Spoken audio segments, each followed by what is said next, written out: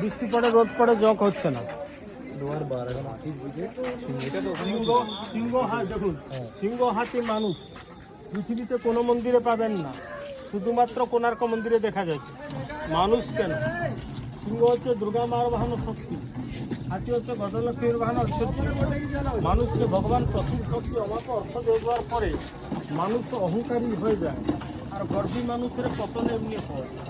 মন্দিরে আসার মধ্যে সমস্ত গর্ব অহংকারকে এখানে শেষ করে এগিয়ে আসে।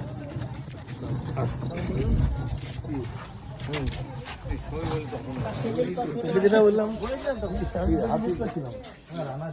হাতির উপরে কেন করলাম, হাতির উপরে ছিল হাতিটা গর্ব অহংকার। হ্যাঁ, জঙ্গলে মানুষ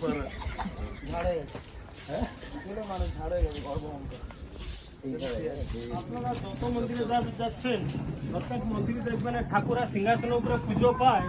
এ মন্দিরে দেখুন ঠাকুরা নাচছে, গণেশ ঠাকুর, শিব ঠাকুরের তাণ্ডব, কুবের ঠাকুর কৃষ্ণ বাঁশি বাজাচ্ছে। মনে প্রশ্ন উঁকি মারবে, এই মন্দিরে ঠাকুরা নাচে কেন? আসুন আগে বুঝাচ্ছি।